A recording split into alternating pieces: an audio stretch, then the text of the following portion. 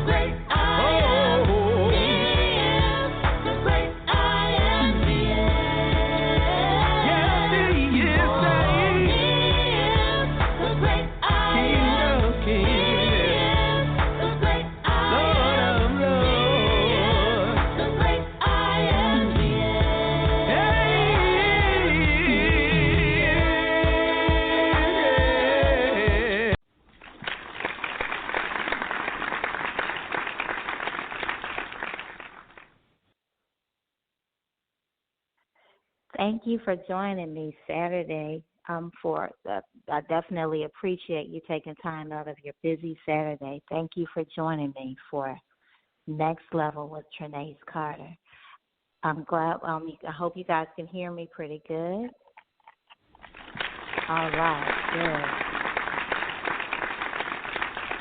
good.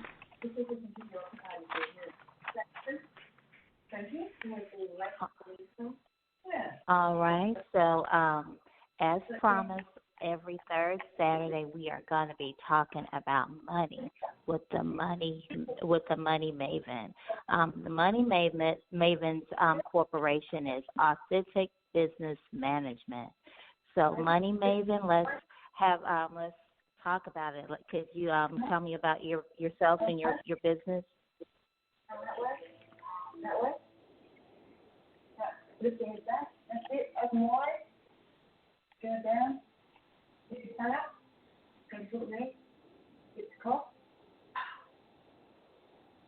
Okay. No, I can't hear my guest.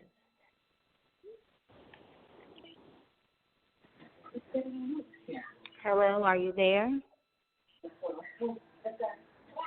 Can't hear you, guess. Okay. I can't hear my guest either. Give me a second. Okay. Hello, whoever that is on the back line. Tracy. Okay, there you are. I can hear you. I can hear you now. It's the Money Maven. Hey, good evening. How are you? I am. Thank you for spending some of your Saturday with me to kick off the new level of money for everyone that's listening and everybody that is tuning in now or later on. Could you tell us, Money Maven, give us a little bit of your bio and your business? The Authentic Business Management is my corporation, like you were saying. I'm the CEO of that corporation, and what we do is just business consulting. I didn't want to be coined into choosing between optimizing my clients personally or optimizing them on a business level to assist them in becoming and transitioning into a successful entrepreneur. So Authentic Business Management was formed, and it's a business consulting company. So we handle everything from optimizing personal credit so that it helps you with your business credit. All right, perfect. So we have a lot of things on the agenda, and we're probably not going to get through everything today. So we talked a little bit, and we talked about there's this myth that personal credit is not a necessary part of your business credit. Let's talk that up a little bit. Okay. Well, I was kind of trying to figure out how to keep your audience engaged and not bore them to death because, anytime you start talking about personal credit, personal finances, running numbers, and the hard and difficult, challenging things, people get bored. So we're going to break this down, and it's a series of financial literacy topics that we will cover, but how about we do one topic every time we meet? And we can start with, I've got about 4 that I want to do: personal finances and credit. The second topic would be business credit. The third topic would be merging the two. And then the fourth and final topic of this series that I've put together for the next 4 shows, should you invite me back, is being an entrepreneur and raising capital. Does that work for you? Perfect. Okay. So we can start out by demystifying the myth, and you were asking me about personal credit not being able to hinder or impede business credit, because a lot of the companies that promote building business credit, they try to tell you that, you can build business credit under your EIN number. That's your employee identification number.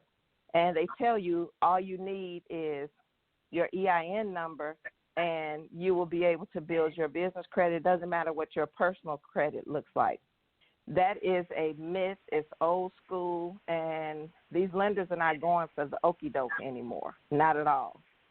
So what I always tell people, first I think, Tracy, if you agree, we should get on board with what actually is credit and how it's broken down. So that's why I wanted to start with personal credit and personal finances. Perfect. There are five. Okay, thank you. There are 5 key components to your personal credit. 35% of your FICO score on your personal credit profile, 35% of your FICO score is calculated based on payment history. So your payment history is just how you pay your bills. Are they 30 days late, 60 days late, 90 days late, or do you pay them early, or do you pay them on time? That's the highest percentage. The next percentage is the amount of money that you owe. That's 30%. So that would be if you have a mortgage, you have a $100,000 loan on your credit for your house, that is included with any of your credit card debt, any of your installment loans. Installment loans are pretty much auto loans and then finance companies. 15% is the length of your history. So if you had your first account and you've been building credit for 10 years, that is going to be what they calculate at that 15%, the length of time that you've had credit. They don't care good or bad, just how long have you had these accounts open. That is the reason I always tell my clients, don't close your old credit cards just because you don't like the store anymore. Don't do that. What you do is you leave it open and you use it every now and again with something, and you let that company keep making money off of you, so they keep reporting you, and your length of history stays very long, okay? 10% of your credit, the FICO score is calculated by the credit mix. The credit mix would be credit cards, retail cards, installment loans, finance company accounts, and mortgages. New credit, old credit. And then 10% of it, I shouldn't have said new in the credit mix, because 10% of your credit FICO score is also new credit. So when you apply for new credit, it actually boosts you a little bit because they need that new credit to be added so that you stay active. And, of course, these companies make money when we open charge cards and use them and credit cards. Make sense? It does. Okay. So with all of that in the mix, first of all, that's not a regular level of education that's common. Right. It's just definitely not a regular education that's common. So do you find that when you start with your clients that this is the beginning education that you have to get them, or is it a mix? Is some of them that already know and some of them already knowledgeable? Well, with all the platforms that we have with social media now, almost everyone is a credit expert until they actually sit down and have a conversation with me, and then we dig deeper than go run and get you a secured card and then get you some credit cards. So I would say the reality is most people don't have a clue about this breakdown, but, they do think because of the platform of social media and all of the misinformation that's on the internet, because we all believe everything they say, right? The internet is right. And so people come in thinking that they know more than me. I don't take those clients, just, by the way, just so we stay clear. Okay. So how does the process begin with you? When I walk them through understanding the basics of credit. We've gone over the breakdown of FICO score. We've gone over the types of credit, the bureaus, Equifax, Experian, TransUnion. They all report. All of our creditors report to one of those three or two of those three or maybe all three of those. And those primary accounts help us to establish a FICO score. That FICO score eventually lets other lenders know what our credibility is. So what we're really doing is creating our character based on how we pay our bills. That's what underwriters, they categorize us in. If you pay your bills on time, they give us more money with lower interest rates. So that's how we mix it together. That brings me to authorized users. A lot of people, a lot of credit repair companies, they will tell you, let's take everything off, and that's great. But now that you don't have anything on your credit, you have like baby credit. And how does it look to you if you were lending somebody money, you pull their credit, they don't have any credit, so they don't have a FICO score, and then they sitting across from you and they grown. They're 30 years old. So you have to be conscious of building your credit at the same time that this credit repair company is cleaning your credit. I don't judge people, so whatever caused the challenges and blemishes on your credit, let's not get into that. Let's make new habits and make sure that once we correct those issues, you move forward with credit knowledge, and then you know how to maintain and keep your credit in a stellar position where you can get, because credit is actually, it's necessary for everything that we want to do nowadays. And just a side note, the minimum requirement for a score is at least one account that you've been paying for 6 months. So those are a lot of people that I deal with, a few people, they'll, the younger crowd, 20, 21 years old, they will get, I'll pull their credit through Credit Karma, that's Karma with a K.com. You pull their credit, and then they have no score, and that's because they don't have anything that they're reporting. So there are also ways to build people's credit as well, and that would be used in primary trade lines, and that is one thing that I teach my clients and have accessible to them as well, because we have to rebuild your credit profile so that we can optimize that profile and then get you into business credit and get you into some business funding. Ultimate goal is to get business capital for the entrepreneurs that I am working with. All right. So that's a lot, I know. It is a lot. Thank God I am working with you, because I'm good with the creative. I'm good with the writing. But when it comes to that, I just believe that you should hire an expert and just leave it to the expert to teach you and hold your hand and even drag you through it, because there's nothing worse than figuring it out by yourself. Right. Yep, that's true. So would you like to move? I'm sorry, you were going to say? No, go ahead. I was waiting on you. I was going to say, would you like to take some questions from that? Let's see if we have some people on the line that have some questions for you. Absolutely. That makes it fun, because I don't like talking. I'm already a shy person, and then I'm talking to like the thin air. So I don't know how the information is being received, because we're not engaging. So that'll be fun. Let's do it. Let's see. Hello. Is there any guests that would like to ask a question?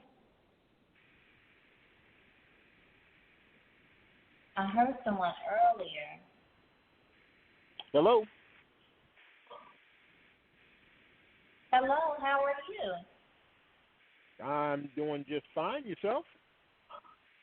I am doing great. Thank you so much for joining us on Next Level with Tranace. Do you have a question or some questions to ask the Moneymaker? I did have a question. There was a mention of there was primary credit trade lines, and then you mentioned something about trade lines that authorized users, right? But I didn't get an understanding as to what that is exactly. Okay. Thank you for your question.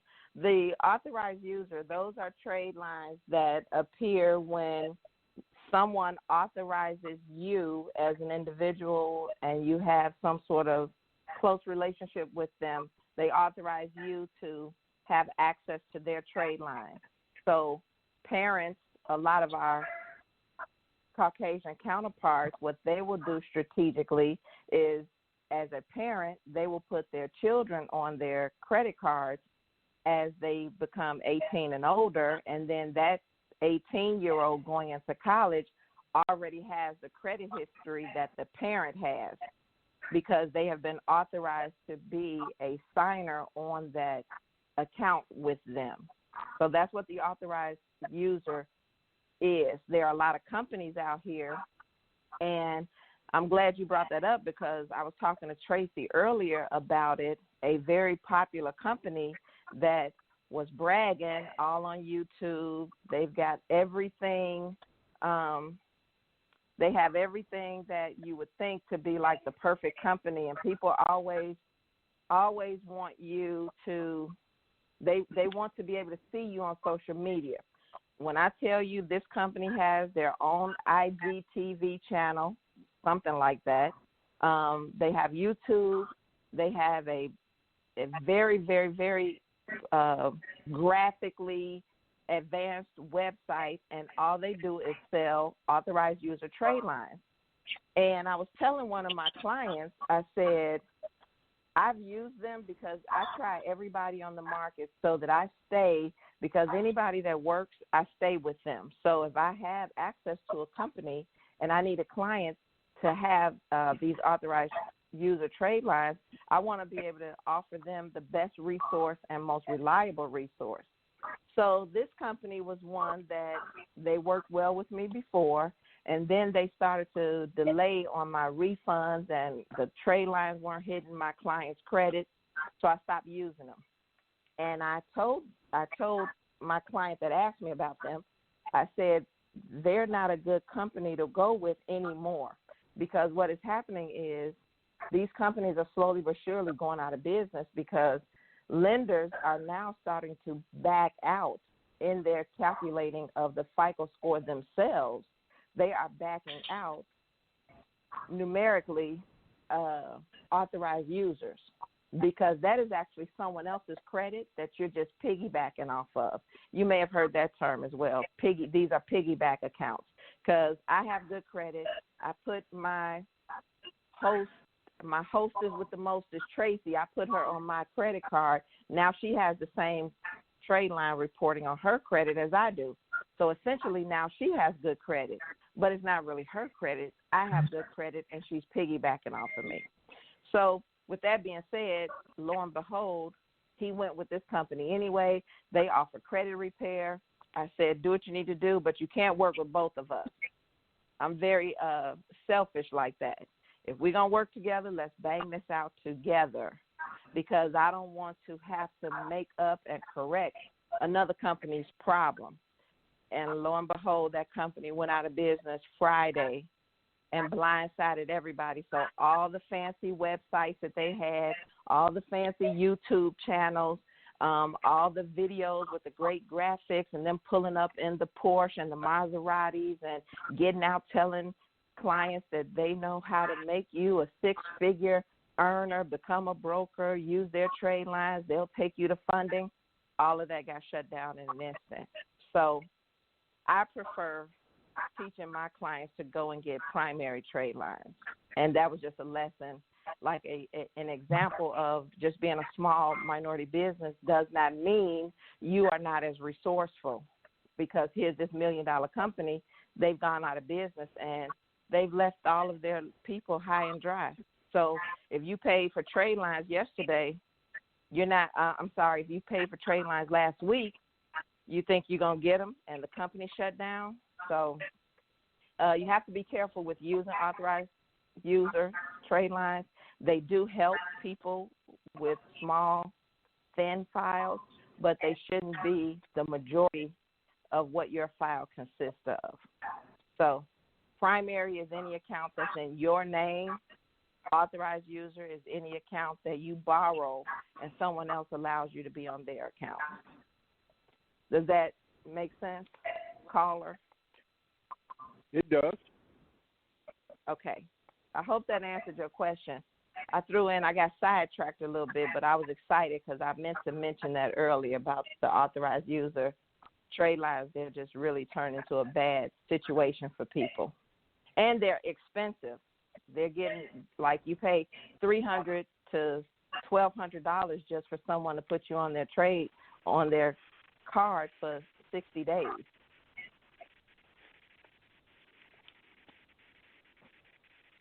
Wow. Okay, so I keep getting text messages for questions. So, yes. How do you feel? We'll go with that. Okay. So, this question, okay, she doesn't want to ask, so she's texting me.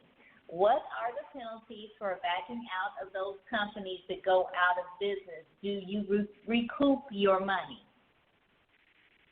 I can't say what anybody is going to do with their own company, but I can assure you that their clients are nervous right now because if the company closes down and files bankruptcy, who do you go to for your refund? And let me say this, I work with a lot of entrepreneurs, and I myself am an entrepreneur, and I've had several businesses that did not make it. So having a relationship, I stay very small and intimate in my marketing. I only work with people who know someone that knows me, that we can work together, because that way I haven't gotten so big that I lose track of who's being mishandled or whatever. And these companies, I would say from a business perspective and a numbers perspective, they probably are just walking away.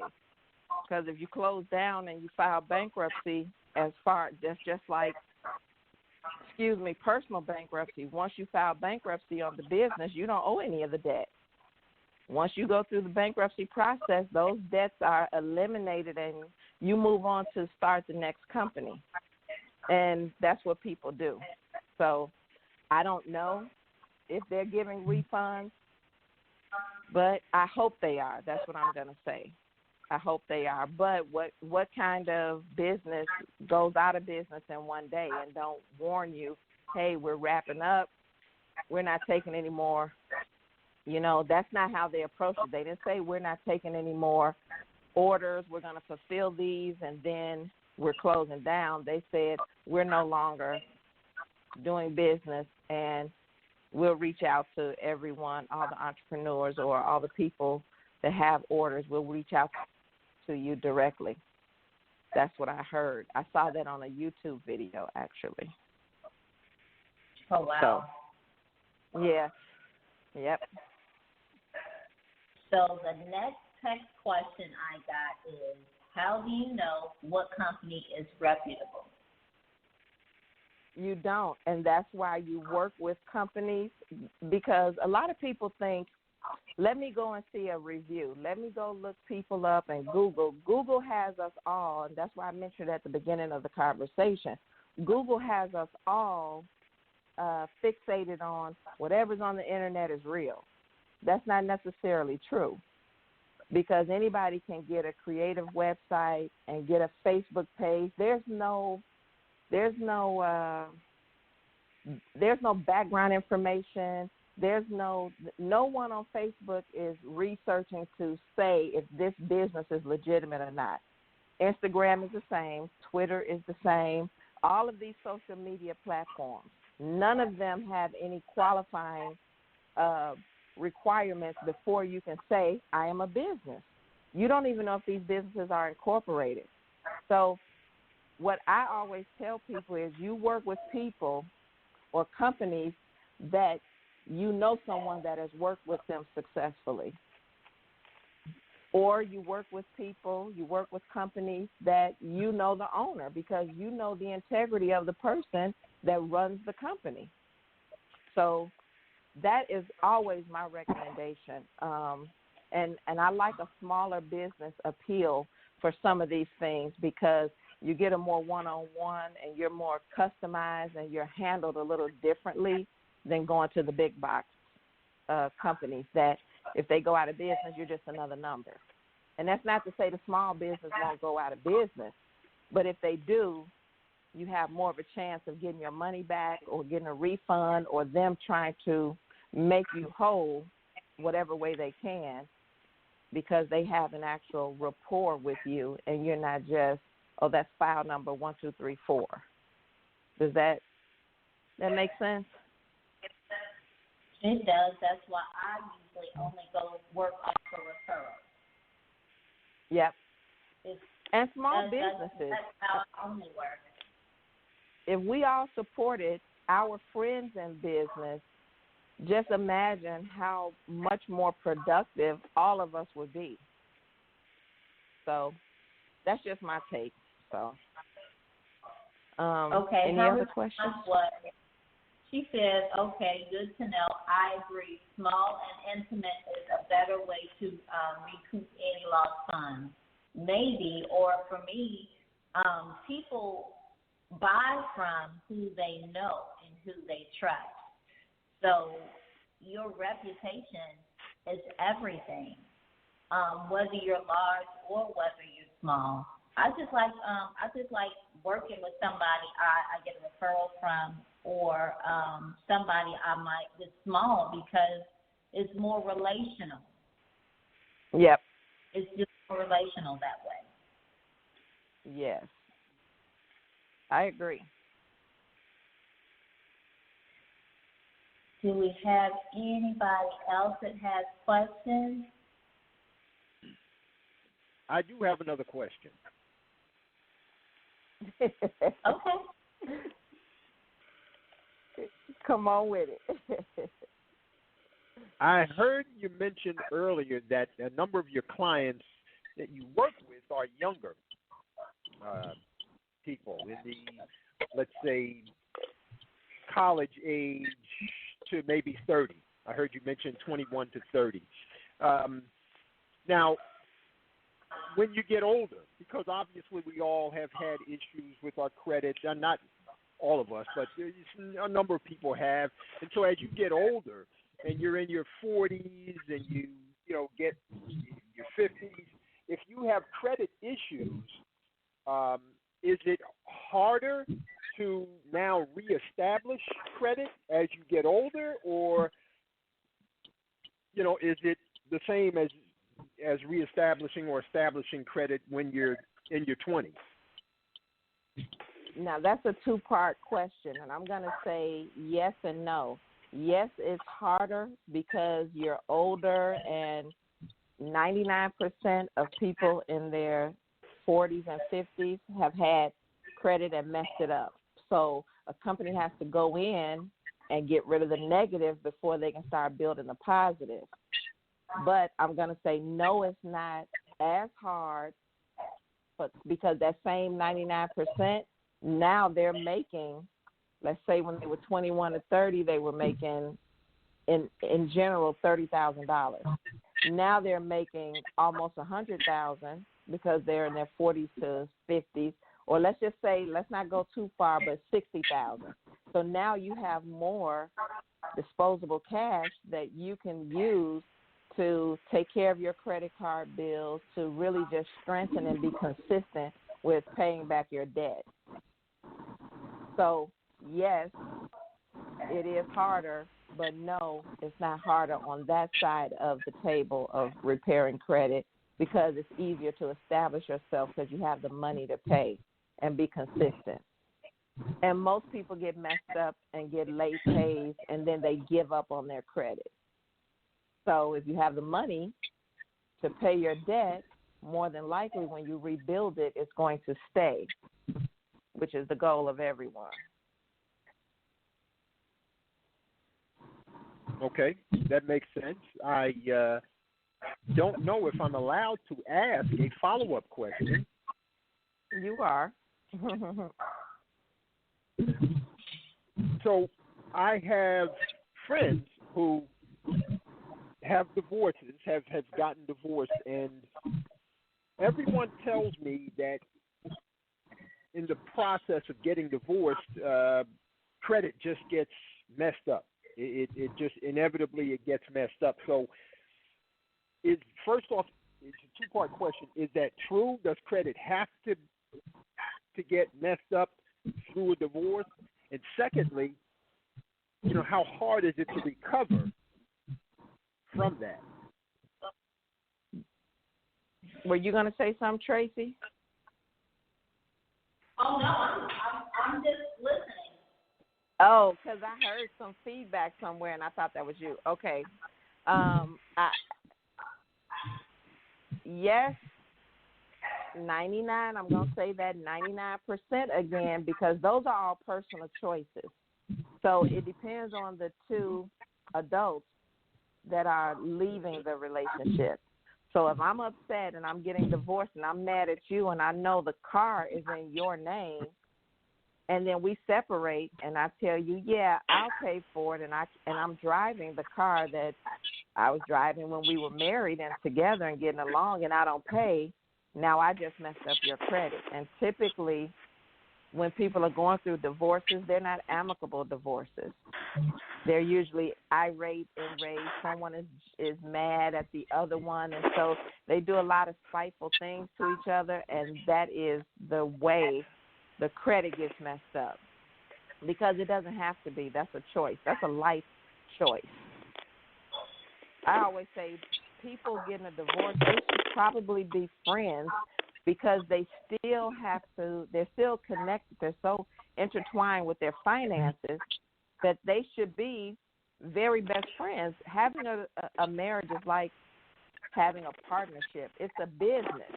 Yeah, there's a personal and intimate side to it, but it really is just like having a business. You and your, let's say, CFO, because you're the CEO, so you and your business partner / CFO, chief financial officer / wife, together run a household. And you each take on responsibilities, but ultimately you're making decisions together. So if I were a counselor, I'm not, because I don't know how to tell people to do nothing but business.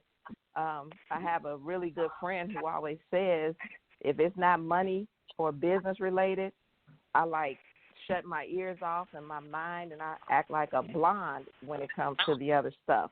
So for me, I don't understand how people go through a divorce and wreak havoc on their finances just because they're mad at somebody. No. Let's do this and break off, and let's get an agreement together on who's going to do what, because we can still build without being together, as long as there are no emotions attached. So that's a whole nother story. That's a different day, right, Tracy? That's your relationship hour or something? Yeah. Okay. I'm calling in for that show. Trust and believe that. So, no, it doesn't automatically have to cause bad credit, but it does because of the choices that the two individuals involved in the relationship, the choices that they make as people, not as business owners running the structure, their entity, their house. What was the second part? You already covered the second part. Okay. So I have another text question.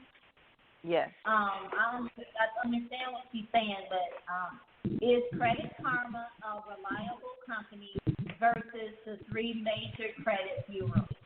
And is there a way to sign up for either three without having to pay a monthly payment? Credit Karma is a free source, so let's just stick with the cliche, you pay for what you get. So we'll leave that there about Credit Karma, because I don't want them suing me for putting in my personal opinion on them. But let's just say I use it in conjunction with a paid service, because what Credit Karma is excellent for is the accuracy of the accounts. So, but the bad part is you only get two bureaus of the three. So you'll never know what's going on Experian, just TransUnion and Equifax. That's the only challenge to Credit Karma. It's free, so they get their information a little bit late, but the accounts that are on there are accurate. A paid service, you can get your credit reports free from each bureau once a year. What I tell people that I am consulting my clients. You have to have a paid monitoring service, and we use creditkarma.com for the free service so we get the monitoring daily. Because every 7 days, Credit Karma is going to say what has happened on your credit every 7 days. So if something happens today and you just got your 7-day report yesterday, you won't know for 6 more days. That's the downfall to the free service versus having a paid service monitoring all 3 bureaus. If someone tries to get into one of your accounts or steals your identity today, you know it because it's triggered. If someone runs your credit, it's triggered, and you get notification of it. You don't get that through Credit Karma. You just get what happens every 7 days. It changes. So I use a mix, and I always tell people once you start doing anything with your credit, creditors are going to come out of the woodwork that you forgot you ever did business with. So you want to stay on top of it because now that you're fixing your credit and getting rid of the negative, now everybody's going to say, oh, she's fixing her credit. Okay, let me send her this. Let me send this to collections real quick. So you have to just be very careful about that. But, yes, I recommend a paid service and a free service at the same time. Because we're coming to an end soon, another 15 minutes, what would be your credit tip? Okay, I'm going to give some freebies away. I teach my clients. Well, I think I should let these. You think people should get their pen and paper out? I think they should because I have mine out, and maybe I'll just post. Yeah, let's post those. Okay, so here's one that I love to tell people, and this is the best way to build credibility with the individual creditor that you are working with. Pay your bill on time and pay more than the minimum. That makes a difference when you're going in for funding because we all have a banking rating. We get a banking grade, and our credit cards report. They have a database in the background where they discuss our banks by code. There's information given that we as consumers will never have access to. But having access to as many underwriters as I do, I get little tidbits and tips about the things that will help my clients become more loanable or credible, if you will. So make your payments on time and pay more than the minimum balance. Even if the minimum is $20 and you paid $35, the bank is going to look at that different than you just paying that minimum balance. Okay. Pursue higher credit limits. Every 6 months, you should be talking to your credit card, calling them if you're paying on time and paying more than the minimum balance. Call them and say, hey, without having a hard pull completed, can you increase my line of credit with your company? So if they say, well, yeah, we can do a soft pull, let them do the soft pull, because more than likely, eventually, if you do that every 6 months, eventually you're going to increase your own lines of credit. You may start in 2019 with a $500 line, and then 2020 you end up with $4,000. Okay? Keep all of your cards open. Even if you don't like the creditor anymore, like I said, or you don't shop at Pep Boys or you don't shop at JCPenney, they gave you a card when you first started and you just don't use them anymore, don't let that go because that was your very first credit. And I told you all earlier that 15% of your FICO score is the length of history that you have. So if you close down a card that you've had for 7 years because you don't like them anymore, you lose 7 years of history. So now your history is recalculated based on the number of cards you have. Does that make sense, Tracy? Did you catch that? It definitely does. Okay. And then just mix it up. Don't be so heavy in one category. Earlier, I told you guys about the different accounts. I'll list the accounts that are the most important down to the least important with regards to how they're weighed with your FICO score and with the credit bureaus and underwriters looking at your credit. So the best trade line that you could ever have on your credit is a mortgage. Underwriters love the mortgage because they know you could only qualify for a mortgage when you've been financially stable. So that's your very best trade line to have. Your second best trade line is credit cards. Credit cards are considered revolving credit, which means when you pay something back, you get that deducted from added back to your limit, and now you can use that again. Keep those under 25% if possible. And people always say, well, if I had money like that, I wouldn't even need to use the credit cards. You're missing my point. Use your credit cards because, number one, the creditor that gave you the credit card, they want to see activity. So what I tell or teach my clients is learn when your closing date is because that's when they're going to report to the credit bureau. So watch this, Tracy. If my minimum payment is due on the 15th of the month, but my credit card doesn't close until the 20th. On the 20th is when they're going to report my balance and create a new monthly summary. I'll get my monthly statement, and then that's going to tell me what my minimum payment is again. What I tell people is pay your credit card down before that statement closes.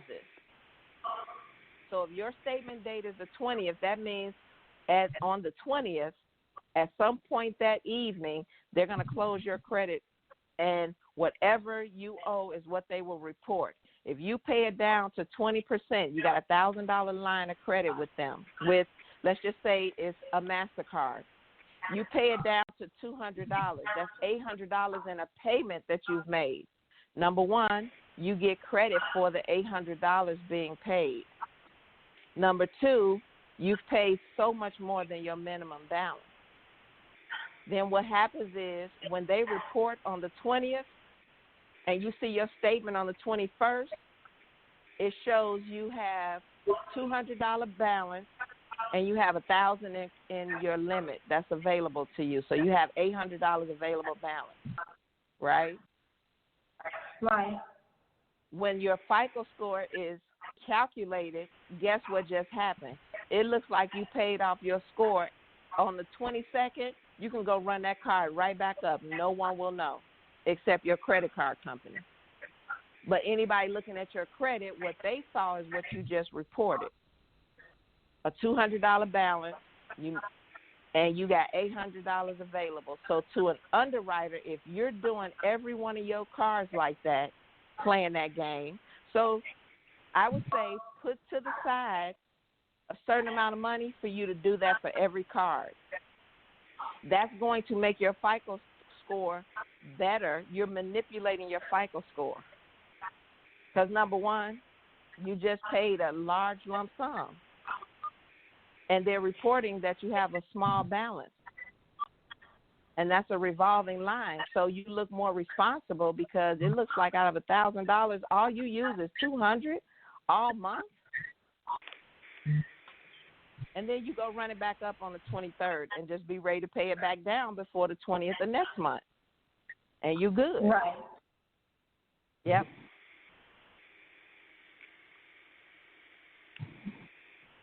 Okay. That was a good lesson. Thank you. Thank you for having me, too. It was fun. How can people reach out to you and get connected to you? Okay, my office number, if you're ready, 708-794-6433. 708-794-6433. Okay, I just got another text question. Okay. Okay, she said this is such good stuff. Question though, if your credit has dropped due to late payments of student loans, is it recommended to apply for a store card, Discover, MasterCard, or secured card to assist in increasing your credit score? No. Contact the office. We have a program specifically for enhancing credit. There's no cost up front, and there are some things we can do with primary trade lines, verifiable income, and put you in a position where you qualify for larger credit, and that is how you beat the student loan, that whole student loan, like that's just a negative thing, student loans. And I always tell people, go in and get your student loans deferred. That's it. Go get them deferred. Eventually they'll sell them to someone else, and now you go in and that person has sold it to another creditor, and then you go in and start making good payments all around the student loan. So then the student loan becomes a little less important with every positive payment that you make, using the manipulating process that we talked about earlier with the paying down right before your statement closes and then running it back up if you need the money. This was such good information. I'm almost not upset that you started off with that sound. I hope everybody else forgives that as well, because this is really this is what I enjoy doing, is teaching. And it makes me feel good when people can actually get it, because I know when people know better, they do better. All right, so again, we are going to be talking to the Money Maven every third Saturday about money, about legacy, because money is legacy, period. Money is legacy. Money is preparing for when you pass away, whether your kids will be sad and setting up a GoFundMe page to bury you, or whether they'll be sad but happy because you've left some business to them, you've left some money to them, you've left some property to them. Should I give out my email address just in case someone has questions and they think about it before you guys? Because every third Saturday, your people might miss me so much that they want to get in touch with me with a question before a month from now. So I'll give out my email address if that's okay. Okay. Okay, it's A-B like business.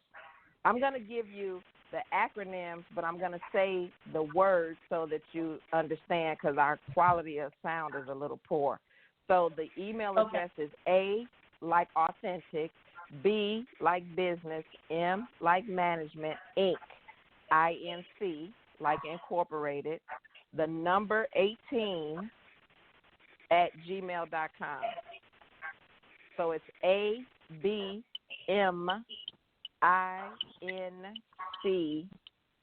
the number 18 at gmail.com.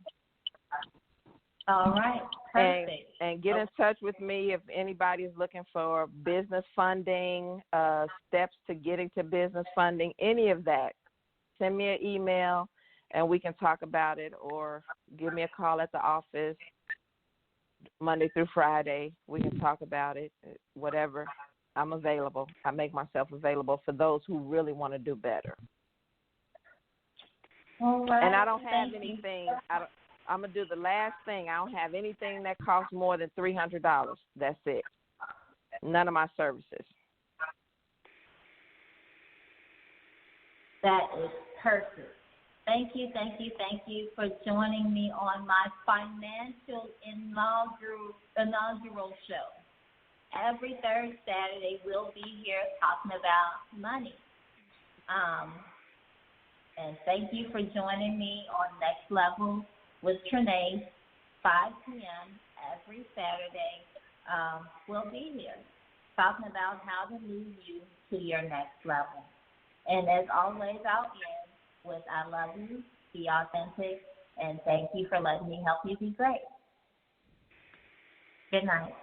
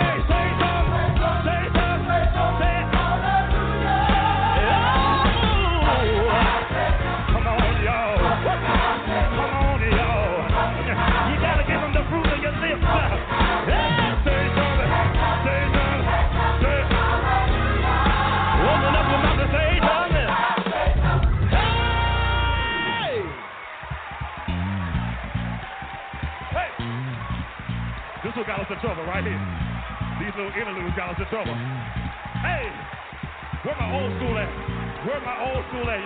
If you 37 and above, you old school. Just keep that bass line going. Hey, open your mouth. Open your mouth. Come on, let's go. You gotta open up your mouth. Give them the fruit of your lips. Say something. Say something. Say open your mouth. Say. You gotta open up your mouth. Clapping is good, but you gotta get the word out. Get the word out. It's the word. It's the word. Yeah, yeah.